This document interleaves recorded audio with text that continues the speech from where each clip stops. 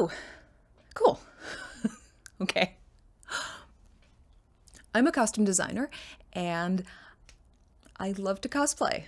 Also watching other people cosplay. But costume design can honestly get a little bit lonely. I have been a one-person department a lot, and absolutely no one on the planet will geek out with me about the stuff that I really love doing, like cosplayers. Like, this is my absolute favorite geek community. The thing is, as a costume designer, I have to sit in dress rehearsal looking for every possible thing that looks wrong and then taking frantic notes on how to fix it. And being able to do that automatically at work is an asset. Unfortunately, I can't turn that off outside the theater. I just look at costumes and I am super judgy. That's who I am. That's fun, right? Right, that's what a great person. Don't you want to watch this person talk to you on YouTube? Yeah. However, I also eventually realized that this mindset is actually the definition of constructive criticism, right? I mean, I see what I think are construction and design issues, and I immediately start figuring out how to fix them. And that's probably something that can help people, right? And seriously, stewing in my own judginess is so boring, and it seems like it will be way more fun to share sewing and design tricks with you from the perspective of the type of person who designed the costume that you want to make. So, here we go. Cosplayers often overlook two key elements. They are simple, they are obvious, they are not hard to do. They lift your cosplay head and shoulders above everyone else's, but they add so much to your cosplay that they're kind of like the ultimate cheat codes. And unfortunately, not doing them lands you closer to Halloween costume land. So, one of these is texture, two is understructure. And they are the difference between costume and whoa. They are the cheat codes that make you look like you've been a professional for years. They are what turns heads and wins contests at cons, and even more than that, they are what takes your cosplay into the realm of costume design. Texture. It is insane how much texture adds. I don't care if you are making a Game of Thrones suit of armor or a 2D Disney gown. Without texture, you will look like you've gone shopping in the Halloween aisle. Here's what I mean. These are the two texture extremes, right? Halloween and screen. Cosplay generally exists on a spectrum between those two extremes, and getting the texture right will get you most of the way. And if you don't, people won't necessarily know what's wrong, but they will know that it could be better. So here's a screen cap from Adam Savage's video on his 2013 visit to DragonCon when he dressed up as Jack Sparrow, and he met two other Jack Sparrow cosplays on the floor of... Yes, that's the Marriott. On the floor of the Marriott. And, like, ignoring the Stormtrooper armor, one of those men looks like he belongs in the movies, and two look like cosplayers. And yeah, it's texture. Like, look at the coat Middlejack is holding out. Like, look at that dimensional, yarn-dyed, tweedy, distressed fabric. It looks dull, like it's been worn and sun-bleached and sweated in for years. Like, it looks good. And now look at Right Jack's coat. And it is dull, which is good, but it's also bland. It actually looks clean, doesn't it? Right? The silver braid is like slick, flat, and doesn't look tarnished. And shoulders and seams aren't worn out or sun bleached. This coat looks like it was pulled off the rack yesterday. And same with the vest. Do you see how the only two difference between the two is color? Because fabric weight, flatness, and sheen are almost exactly the same. And this might be okay if they were a rumpled, hand-woven looking slub linen or wool, but they're not. So as a viewer, I'm bored. Adam Savage, I think you're amazing for many, many reasons, but you know this dude handed you your ass. Left Jack and Middle Jack are actually conveniently standing pretty similarly, so let's take a look at their easy-to-compare sleeves. Look at the straight, crisp, quilting cotton or muslin folds in the sleeve on the left, and look at the incredible, rounded, dingy-looking drape on the other sleeve. Look at the crisply ironed straight cuff on the left, and then the dingy, dirty, fallen open cuff in the middle. And if you look at his other hand, you can see the cuff edge better. It's kind of rippled, Like the way fabric gets after you wash it if you don't iron it, and the highest parts of the ripples are dirtied because they'd be what touches everything.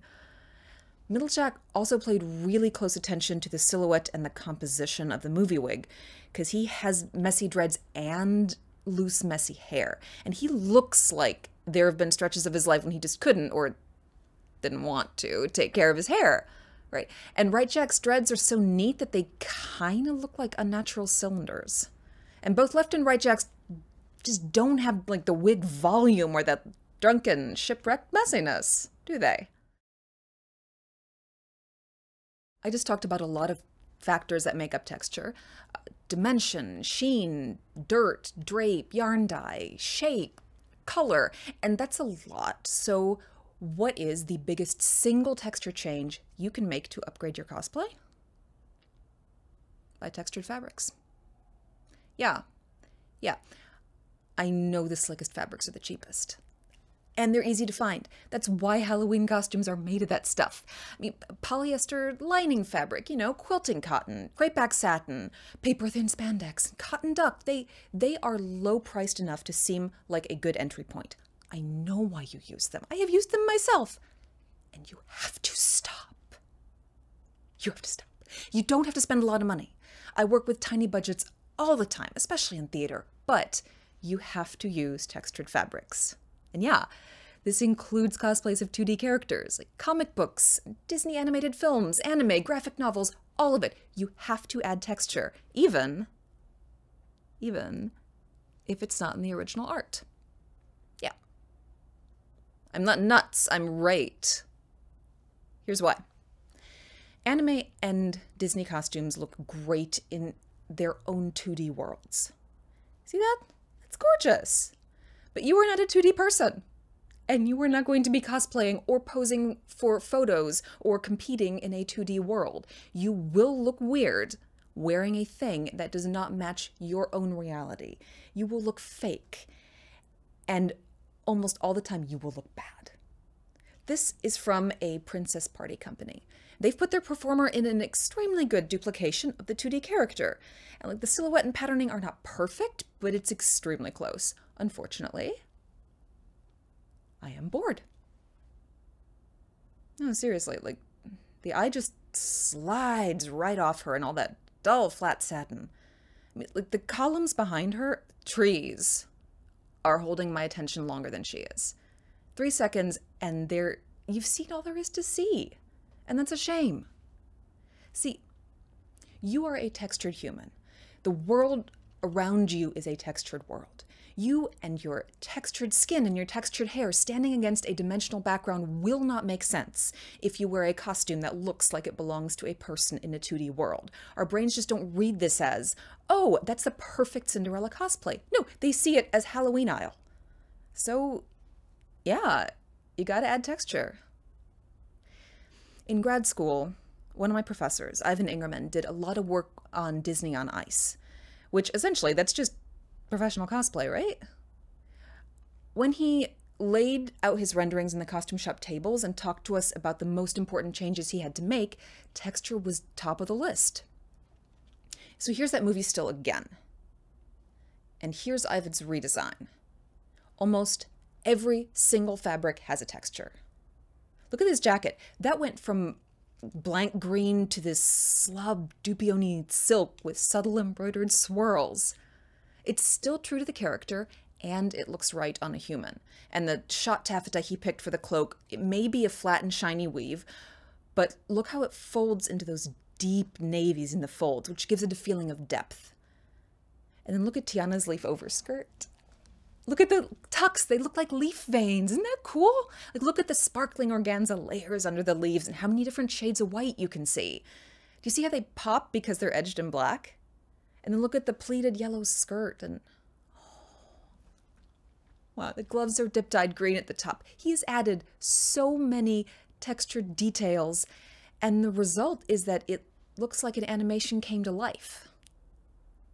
And yeah, this means that you get to make up extra ways to add texture to 2D costumes. And this is really cool. It means you get to legitimately be an artist, a designer. You're not just copying someone else's thoughts. You are adding to the universe you love. You're making it richer. So actively look for the texture when you're researching a live action character, and actively create texture for 2D cosplay. 2. Understructure. The live action Cinderella gown is glorious.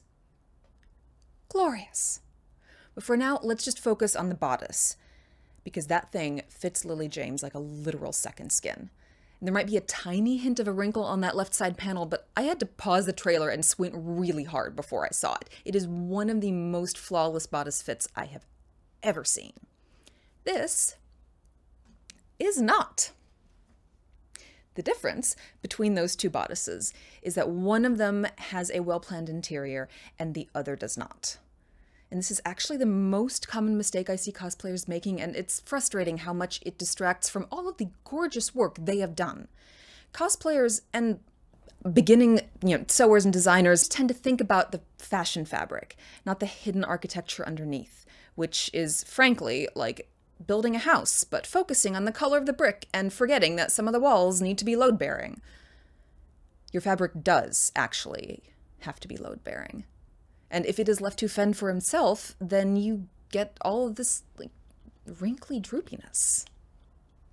But if your fabric is a lightweight silk, or silk-esque, what do? So first, you reinforce it. You can do this with fusible interfacing, which stiffens the fabric, non-fusible interfacing, which keeps the fabric texture, but it adds a stiffness behind it. By flatlining with a variety of fabrics like organza, cotton, flannel, or a combination of those 3 options. And in each case, you reinforce those pieces individually, and then you press them, iron, you press them perfectly flat before you sew them together. And this avoids all of that wrinkly weakness at the seams. You also reinforce bodices like this with boning. And a lot of people I have talked to hear boning and they think corset. No, that is not what I mean. Boning is just like the studs in the wall. It makes the fabric stand up straight and smooth with no horizontal buckling. So here it's attached to an interior layer of the bodice, so you can't see the seams, kind of like this, which is one of mine. There is a lot of boning in the Cinderella bodice. And I don't know if the dress itself is a corset or she's wearing a corset underneath this, but if they're separate, then she's got at least 14 pieces of boning in that bodice, plus, upwards of 20 to 30 in the corset. If you zoom in really closely, you can see the outlines. And to see why there are so many, let's go back to the other dress. I can see just 2 pieces of boning here along those side front princess seams. And that bodice practically looks like square, right? Like a cube. Whereas the screen version looks rounded and beautifully shaped around her body. There is a lot more to understructure, like the whole incredibly glorious field of tailoring and boned bustles and horsehair hems and padding, but if you are going to do just one thing to bump your cosplay up 20 notches, flatline your fabric, even your skirts, especially your skirts. This is why your skirts are droopy. So let's end with something fun. I have spent a while picking apart other people's mistakes, so here's one of mine. I designed costumes for a show called Il était une fois, set in France around 1700. Look at the woman on the left. Her bodice is a synthetic red and black changeable taffeta. It's no more than $8 a yard. And look at the woman on the right. Her dress is a synthetic navy crepeback satin, the kind that you can easily get at Joann's, about $5 a yard.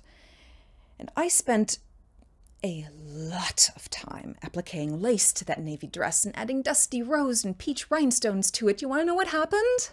It looked like a cheap costume next to the deep red and black folds of that taffeta and the changeable brocade of the other woman's skirt.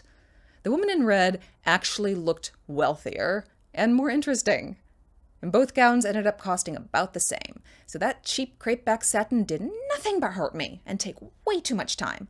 I didn't have to spend more money. I just shouldn't have bought that particular fabric. But hey, at least I learned.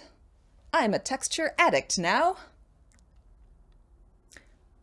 Next time, I'll be talking to you about design and construction basics for costume shops. See you guys later.